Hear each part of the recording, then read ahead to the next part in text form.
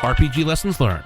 When the game is over, when your players are gone, that's when lessons are learned. We're at RPGLL Podcast on Twitter, Instagram, and Facebook, rpgllpodcast@gmail.com, and check us out online at rpglessonslearned.com. Hi, welcome to RPG Lessons Learned, the show where you can learn from our mistakes. And with me, again, is Tanner. Hi, Tanner. Hi, Dusty. How's it going? You know, if I was anything less than perfect, I'd complain. So today we're talking about a game that you ran for me. Like all of our games that we're talking about, it's a one-on-one game. Surprise, surprise, there's two of us. And you GM'd Temple of a Thousand Swords, a fantastic, fantastic adventure by a guy named Brad. I don't know if it's Kerr or Kerr, but Brad Kerr. Sorry about your last name, Brad, but you wrote a hell of an adventure, and we ran that in Scarlet Heroes. And Scarlet Heroes is written specifically for one-on-one, but Tanner, this dungeon was actually written for OSE, Old School Essentials, that kind of hugely popular runaway success OSR game. Did you have any issues converting that to Scarlet Heroes? Absolutely none. I was honestly, when I was looking at the show notes before we started recording, I had forgotten that it was an OSE. So, I mean, my conversion was so minimal.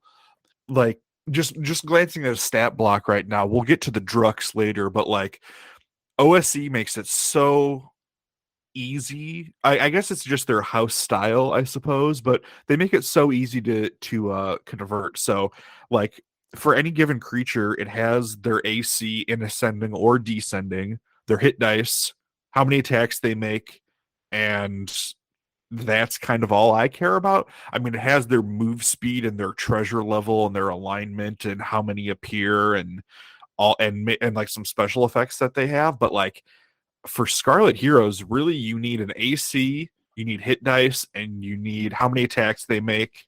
And I think that's it, right? Damage, maybe? Yeah, and damage. But I mean, like, damage is like it's a D6 or a D8, like, yeah, I mean, it's just so pleasant. And then obviously on the Scarlet Heroes end, all you do is that when a damage die is rolled, you run it through that table and then you apply it to your solo hero, or, vice versa. That's, again, the genius of Scarlet Heroes. Like, I cannot recommend this enough. If you're listening out there and you've had this thought where you want to run old school dungeons, but you don't have enough people, dude, Scarlet Heroes is such the solution. Yeah, absolutely.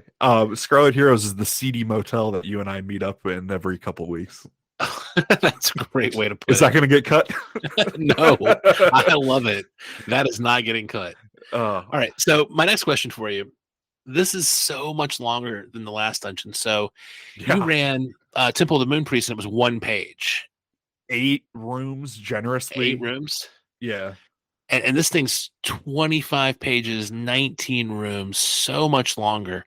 Like, I guess my number one question for you is, were you surprised we finished that in one session? That's a great question. I think a little bit. I had planned on kind of making it a 2-part, and I think you never really want a dungeon to be a 2-parter. Unless you're doing like some sort of large, enormous complex that's like a sort of episodic type thing, like a mega dungeon. But like, I think the ideal is that you get a dungeon done in one sitting with your group. But yeah, I was a little surprised. Yeah, like you said, I'm looking at the keyed map right now, and I guess there's 19 rooms and loops and interconnectedness and stuff. But I guess there's not. I'm going to kind of go against this a little bit later with something I talk about, but like you don't have to visit every room in one of these dungeons, right? Like you could have quote unquote completed this dungeon by visiting 8 rooms, and you could have achieved your goal and been on your way, and that would have been the session for the night.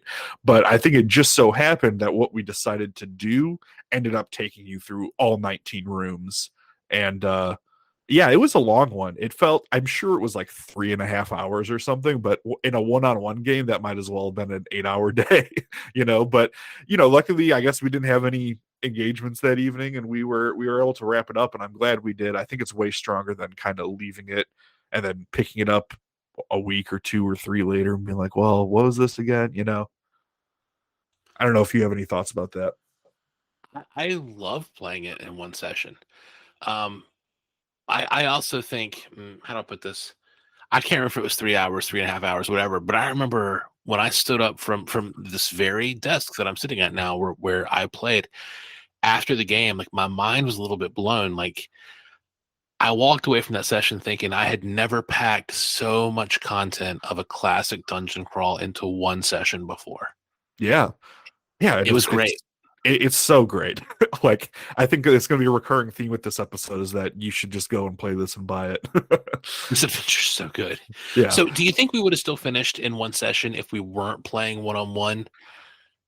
I think it's hard to say. I think it depends on the group. If we had a group that was as inquisitive and thorough and engaged as you were, if we had like 4 or 5 players, I don't think so. But I think for me at least, a common thing with home groups is that maybe you have 1 or 2 players like you, Dusty, and then we have one person who's kind of there for the social aspect and they go with the flow and don't do a ton of decision making, and then maybe you have one guy who's there for the combat and the loot and all that stuff. So I think it would have been possible. It definitely would have been much longer than 3.5 hours or whatever this one ended up being. And I think that's something that speaks to the strength of one-on-one gaming. Not only do you get more games in just because it's easier to schedule one-on-one, but you get through more stuff because the game itself goes faster. So if you have a stack of modules that you really want to get through or ideas for world building campaigns that you really want to get through, one-on-one gaming is the fastest way to do it. And I think a great way to playtest stuff too. But I'm getting ahead of myself. That's me thinking about the St. Patty's Day dungeon. The sort of arc with these old school games with you and I is that we're trying to find a solution for mapping and exploration. And this one was it's a pretty complex dungeon, but we ran it all theater of the mind again, just like we did Temple of the Moon Priests. And this was like we said, a way bigger dungeon than Temple of the Moon Priests. Did you have any issues with that? I'm wondering if that was the best way to approach that if we were to do it again. I didn't have any issues with it at all. And in fact, I think using the map would have hurt. I love this adventure. The adventure's so good. And it was so good that the day after I like bought and read the adventure myself just to see like what you had done with it. And the included map is such a letdown. I love the adventure so much. But I was so glad we were doing Theater of the Mind because I pictured this like huge, epic, complex, and the dungeon feels kind of small when you look at it on a map. I feel like a crappy tourist, like the guy who goes to I don't know wherever the White House, and it's like I thought it'd be bigger. Yeah. And those are 10-foot squares on the map, I'll have you know. Fair enough, but it still felt small when I looked at it, and the map didn't feel very evocative. So I think Theater of the Mind was great. I think a map would have hurt my enjoyment. I think you and I both did something different. When I was taking notes, I would write down the name of the room and you would give me the name of the room. And Yep. I didn't even try to map it. If I wanted to go back somewhere, I would just be like, Tanner, I want to go back to the egg room. Yeah. And yeah, that's a good way to do it. So yeah, I mean, it's a well-keyed dungeon that it's like room T4, the Oyster Garden. And so I would say this is the Oyster Garden, blah blah blah blah blah. And I guess that can be kind of a little artificial or maybe not super immersive, but boy does it aid play, when you're trying to just associate a room with who did I talk to? Where was that thing? Oh yeah, Oyster Garden. And like, sure, you could have written down the dark and flooded dripping cavern. But spoiler alert, there's a lot of those in here. And so I would have had to go and be like, what? Oh, he's talking about the Oyster Garden. And then, go from there. So like, why not cut out that confusion and just make a clear tool of communication between the two of us? I don't think it hurt immersion any more than, and in fact, probably a lot less than me trying to map it with graph paper. Yep. That would have killed immersion because then we would have to stop the game and have an entire out of game conversation. How big is this room again? So wait, am I starting on this square or this square? Am I up one? Oh, I'm not up one. Oh, there's a diagonal passage. Oh, now I'm screwed. Yeah. Like we'd have to completely stop the game. So I think naming the room, like giving it a name, I think it helped with the immersion because it acknowledges that this place has locations so that I can navigate it. Yeah, But it doesn't acknowledge the place has navigations, or sorry, has locations that I need to navigate so much that we stop. exactly. Yeah, and it's not the most like the dungeon, looking at the layout now, it's kind of like a ring, and then there's another ring on the inside, and then a circular room on the side, and then irregularly shaped rooms on the outside. And all of those are what make it a good dungeon, but also just would have been a real pain in the ass to map it if we were doing graph paper style, right? Absolutely. Yeah, so playing remotely, playing, on video with each other, not having to share a screen, not having to do a virtual tabletop, not worrying about graph paper, just naming the rooms, it made it so easy Y- to, Yeah, to to play. So this is absolutely. kind of an avant-garde, like high concept dungeon. I didn't realize until I read the write-up on it as I was pulling together the show notes that the dungeon was kind of based on tarot cards or a tarot deck. Like I didn't Oh, put that really? together. According to a blurb I think I saw on Drive Through RPG, yes. That's awesome. Um, yeah, so it's this like whole avant-garde high concept thing. Did we like that? I Yeah, I did. I mean, the game, the module is called Temple of a Thousand Swords. Even from the first setup, is that there's like this cave structure that is feeding into a river, and thousands of swords are pouring out of it and running the river red with rust. And the mayor is asking you to go figure out what the hell's going on. And like, that, how is that for a call to adventure, right? Like, it's immediately evocative, and you're like, I need to see what the heck is going on in here, you know? There's a line that you said at the beginning of the adventure, and I don't know if you said it or if Brad Kerr wrote it, but the line was, "The river is lousy with swords." And I loved that line. Like the river's lousy with swords. And I've gone fishing. I've done spin casting where you actually get in the water and you wade upstream and you see these beautiful scenic things. But I mean, always for me, I'm a bit of a, I don't know, I'm not an outdoorsman, let's put it that way. So there's always this moment when I'm in my Keens and I've got my rod and reel and my tackle and my vest and all that, and I go to jump in the water. There's this moment of like, am I going to land on a weird rock? Am I going to like snap my ankle? Like I can't see the bottom of this water, and I'm going to step in there. And then once you're in there, you can kind of feel your way around and wade upstream. But the idea of a river being lousy with swords, as someone who spent so much time fishing, is terrifying. Yeah, and it's a hazard in that first sort of passageway too. Um, yeah, I mean, it's awesome. So like the adventure setup, I guess we're gonna go into a little bit of spoilery. If you're a player and you want your GM to run this and it sounds cool, give it to your GM. But if you're a GM thinking about running it, I guess we're just going to talk about sort of specific features from here on out. So the setup is that there's a god of swords who has an enslaved knight who's forging swords forever, but also this structure is occupied by disgusting duck people and merfolk, and the duck people are trying to hatch a giant egg, but also there's the ghost of the previous sword lord here. And all this stuff sounds so stupid, but when you're in the adventure, it's like, yeah, that all sounds cool. Like it kind of is revealed to you piecemeal in a way that feels natural and not overwhelming, as if I were to just give you a paragraph of what's happening in this dungeon, right? Yeah, it feels like there's layers of history, and it's one of those things where a bunch of things suddenly happen at once. Like this temple stood for a long time with this forgotten sword god and a couple of ghosts wandering it for a long time. And then all of a sudden these ducks and these mer people come in, and then all of a sudden the sword lord gets killed by a guy with a spear. And then all of a sudden the sword god um enslaves this guy. It's like all these things kind of happen at once, and it goes from being like nothing's happening to something. And anyone who's ever like had a job, been in a class, like those chains of events where everything's fine, and then all of a sudden, boom, boom, boom, boom, boom, chaos is what it felt like to me, and it was so fun to get in the middle of that. Yeah, and it's really cool because it's the sign of a good dungeon that it has a history that's not necessarily what it is now.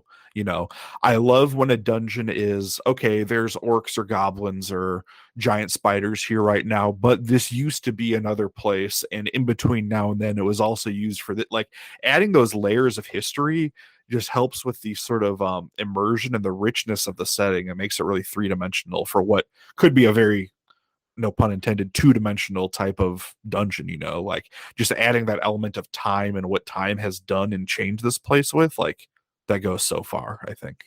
So speaking of the content of the dungeons, you've talked in the past. You've talked to me. You mentioned, I think, on one of the last two shows about a checklist of what makes a great dungeon.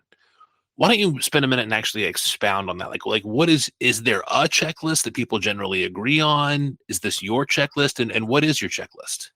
So these are criteria that matter to me. You know, this is a very subjective thing. But and I'm not going to take credit for these. I've read these on some OSR blogs. I wish I could credit them. Maybe if I do and I can find it, you can put it in the show notes. But um, there's very smart people who have thought a long time about what makes a good dungeon, and I am just reading and parroting their thoughts for the most part. So these are the things, top four things that make a good dungeon. All right, number one, multiple factions. There were duck people in here, and there were merfolk people, and there were the sort of indifferent sword god people. And all those things just add chaos and another, like I said, another layer on top of what this would be, what would normally be a pretty straightforward thing. Um, Checklist number two, things to talk to and things to fight. So we'll get into that a little bit later, but you know, it's not only meeting every foe with the point of your sword. It's parlaying, navigating, trying to fool, trick people, sneak past people, things like actual characters to talk to in a dungeon. It doesn't have to be everybody, but a good dungeon will have somebody to talk to in it.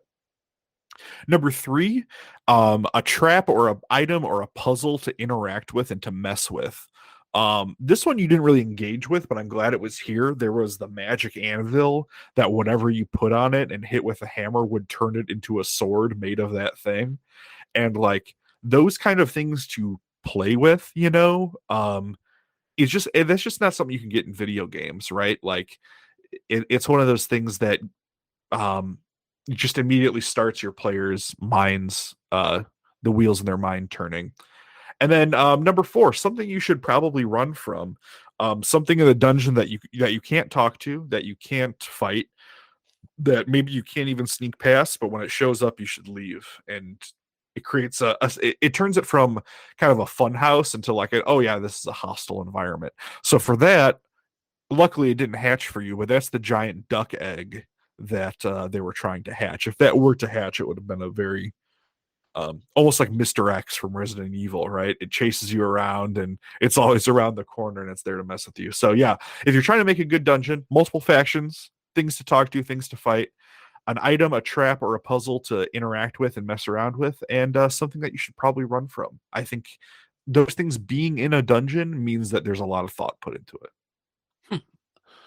I don't consistently do all of those.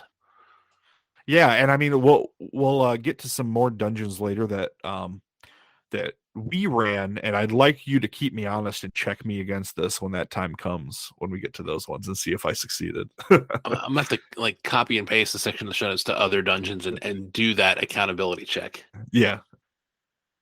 So yeah, this is your second time playing Bellman as well. Do you feel like you broke him in like a good pair of boots? What was it like playing him for a second time in a new scenario? Bellman felt like an old friend.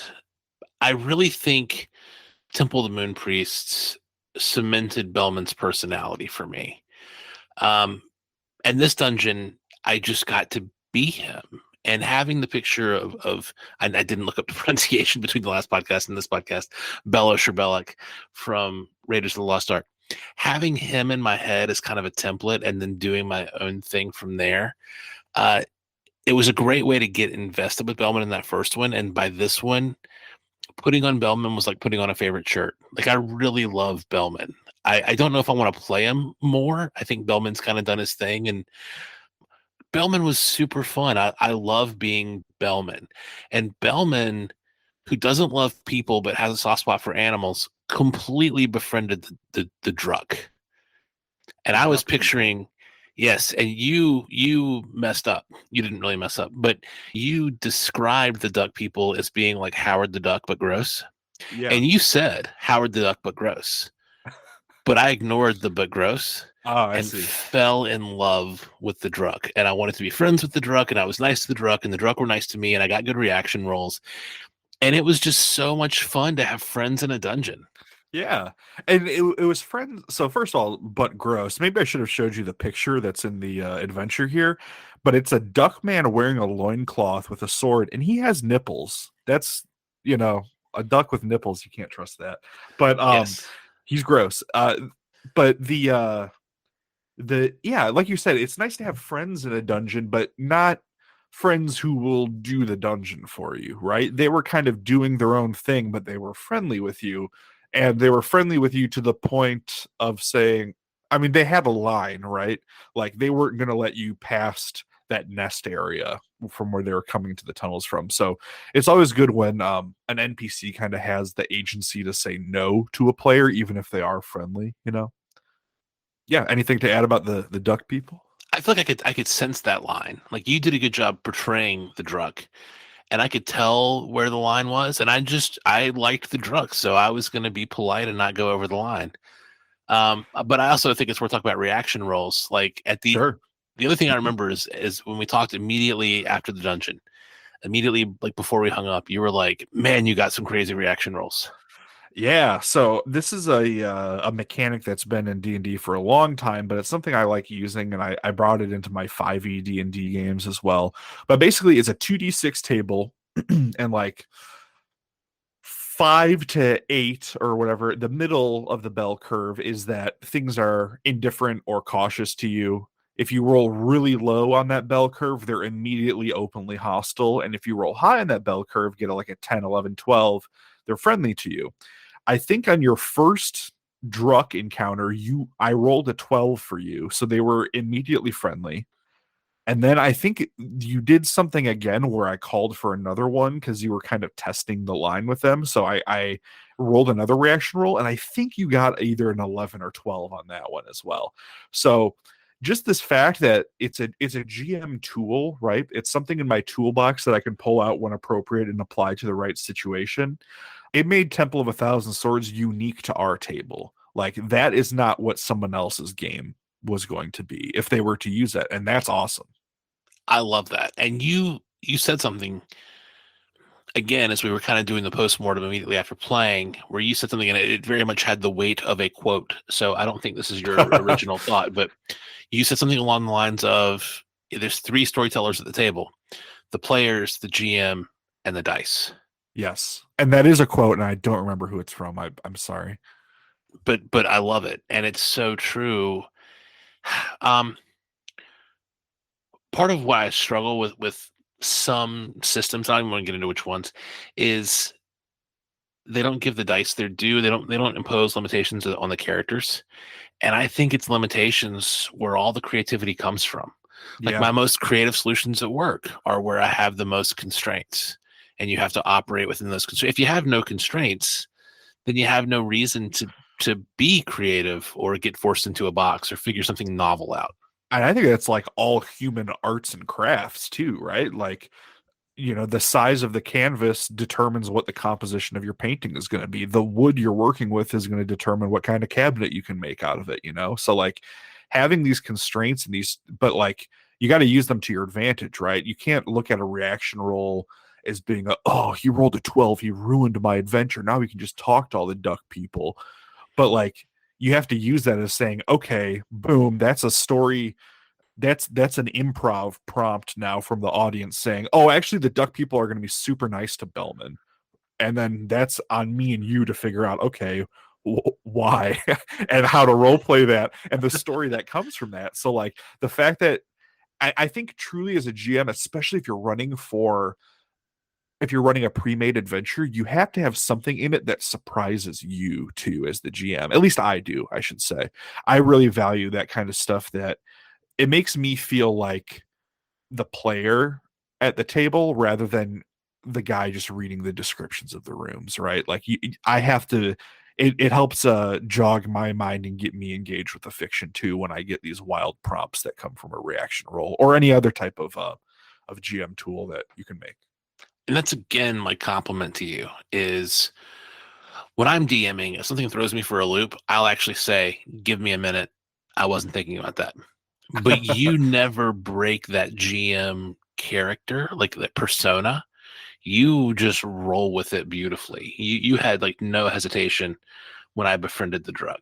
But Well, I think that's speaking to the systems that I'm falling back on, right? It's not like, I mean, I've run very narrative heavy mechanics light games before, and when my players do something unexpected, like we want to kill the ambassador, that's our plan. So I've had moments where I'd have to be like, okay, can I get 5-10 minutes while I figure out what the rest of our session and campaign is going to be while you guys set that into motion? But the fact that I have this underlying sort of mechanical apparatus to fall back on, this procedure to go through, like that gives me so much more of a scaffold to stand on when things, go not wrong but unexpected directions. and I love that I don't get to choose to befriend the drug. I get to choose to try Yes. to befriend the drug. Yes. And there's something about that and about storytelling where the dice throw you curveballs that's just fun for both of us, where both of us are very much improving at any given moment. Improv in a game like this is not just up to the GM. And people have this association that dungeon crawls are these dry, procedural, boring types of things. But like this was like one of the more engaging stories that has happened at the table in any game I've played, I think I love dungeon crawls now. Like before, I thought I never wanted to be constrained to a dungeon, but I think I feel about it now. Like, man, if I'm playing an open world game like Skyrim, there's just too much. There's too many places to go, and I don't feel like I can get through it or finish it. There's no sense of completion. Whereas being in a dungeon, it's kind of like a locked door mystery. Like you have to have those walls around the dungeon to keep you somewhere to engage with the story in that area, and then you're done. I think it's a narrative imposition to say you're in this dungeon, but a dungeon is very much a place where story can happen. Yeah, absolutely. One final thing that I wanted to compliment and touch on, that was awesome in this adventure as written, was the magic items that were in it. So there were kind of two main ones that we encountered. One of them was the Nine of Swords, which was broken up into 9 pieces that were scattered throughout the dungeon, and they were hidden in such a way that they were obvious and memorable when you saw them, but they weren't, you wouldn't necessarily go for them if you didn't know what you were looking for.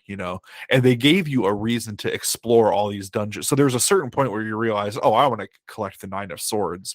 And then we backtracked through rooms and it was awesome. And then it brought you into new rooms and gave you kind of a new sub goal as you were exploring the dungeon. What'd you think of that? I love that. Scavenger And hunts. Yeah. if you're listening at home, you might be like, "Oh my God, you got to find 9 of something." And I've got to say, I actually found that to be a relief because it meant that none of them were particularly well hidden. If you have to find one of something in a dungeon, then I have a sinking feeling like, oh God, it's going to be a needle in a haystack. I've got God knows how many rooms to look for one thing. Right. But with 9 things to look for, they don't have to be particularly well hidden. And you're constantly finding stuff. And some are harder than others. Some you're like, I'm pretty sure it's in that chest under that water. And now I've got to figure out how to get to it. Like they don't have to all be super well hidden. So I found it, gosh, what a relief to find 9 things versus one needle in a haystack. Yeah. And then the coolest magic item that I gave you from this adventure that you never used, the door sword. Yes, such a great piece of loot. You kill something, and so we should say, like, I had a conversation with the we're saying like Sword Lord and God, Sword God, and they are 2 different people, to be clear. I had a conversation with the Sword God, the figure who was worshipped, who created the anvil and all this, and I could have taken the 9 of Swords out of that dungeon with me. Right. But the reason the door sword even came up was I forget exactly what the obligation was, but somehow the Nine of Swords had some obligation where you had to kill so many things a day. Yes, I believe that you had to kill like 9 creatures within a week or something like that to activate it. Yeah, it's you had to do a lot of murder with it. And I love the idea of Bellman just being like, no one's going to tell me what to do. And that's his reason for just like not taking like Bellman left the Nine of Swords with the Druck. Yeah, the Nine of Swords in the fiction is kind of like it's a 9-bladed sword that turns you kind of into a blender. So Balin was like, yeah, these Drucks will need it more than I do, right? So I left and that's what I think made you be like, okay, well, there is this sword that you do get to leave here with. And it's this door sword where if I kill a creature, I can say the name of a place, and then like a staircase or some stairs appears in the wound that I made, where I guess like Han Solo cutting open the tauntaun, you kind Yeah, of you go through a corpse. it's And very weird. yes, it's weird, but it's amazing. And I thought, oh man, I can use this to like teleport somewhere. What a great get out of jail free card. And I just never used it. I went through all of Hideous Daylight and never used the Sword of Doors. Well, I'm wondering that might speak to the structure of Hideous Daylight too. Once we get to that, we'll talk about that. But also, it's we talk about Skyrim so much. I think it's so interesting. But the door sword is like a Skyrim potion in that it is a consumable. It works once. And it turns back into a regular sword. It doesn't disappear, but the staircase, the magical portal to where you need to go effect is a one-time use only. And I feel like those are hard to implement in role-playing games because I think there is this sort of instinct to want to hoard that just in case you really need it, you know? But I don't think it would be more interesting if you could do that once a week or something, you know? So maybe the solution for that is if you're going to have these quote consumable magic items, just give your players enough of them that they get the message that, oh, I have a lot of these. I should start playing with them instead of giving them one and treating them as sacred. At least that's been sort of my experience in the past in more sort of high magic games like D&D 5e or whatever. Any thoughts on that? Yeah, actually, I've got several. And as a kid, I didn't use stickers. That's a weird thing to say. But I'd get stickers and I'd hoard them. They were special. I didn't want to use my stickers. I've had arguments with my friends about this in the past like 6 months. So That's wild. We've not talked about this. yeah, no. My daughter, my 10-year-old daughter, uses the hell out of her stickers. You hand her a pack of stickers and they're going to be everywhere in two shakes of a lamb's tail. Like stickers will be all over the place. And I think it's wonderful that she uses her stickers. I regret not using my stickers. And here's my second analogy. My favorite early podcast, when podcasting still felt quite young to me in like 2000, I don't know, 10, 11, 12, was the Stone Cold Steve Austin podcast. I've quit listening. I haven't listened to it in years. I just kind of started listening to audiobooks instead. But I love the Stone Cold podcast. And I think it's probably still a great podcast. I think Stone Cold's a surprisingly good interviewer. And he compares a lot of stuff in life to wrestling. And one of the things that he said about wrestling is you can't hang on to your special moves for late in the match. And the way he phrased it was, and I might bleep this, he would tell the young guys, get your shit in. Like start the wrestling match and then get your shit in. Like Yeah. do your moves, do your shtick, do your thing, get it in. Because if you wait, it won't happen. Yep. And I wish I had used the sticker and I wish I had gotten my shit in. This is just for Dusty, but I'll show you my current water bottle. It's covered with Doom stickers and other music stickers. So I'm definitely on I'm a use your stickers guy. So everybody chime in on the comments. Do you use your stickers or do you hoard your stickers? I think that is a huge personality test type question. Yeah. Glass half empty, glass half full. That's passe. Use your stickers or keep your stickers. Yep. So in conclusion, we just cannot recommend Temple of a Thousand Swords enough. I bet it would be fun with a group. It was so fun one-on-one. It was evocative. There was a lot of content, and it was so immersive to me. Awesome dungeon, super fun to play. Tanner, super fun to run. Yeah, absolutely. I mean, we've talked about how a good dungeon should be a game for the GM too, and this certainly was one. It's awesome. In fact, I'm gonna say I also own a physical copy of this. I will run this dungeon again for another group or another player. That's how good it is. I can guarantee. No higher recommendation. Thank you for listening. People call them postmortems, evaluations, appraisals, reviews, retrospectives. We call them lessons learned, and we're sharing ours with you.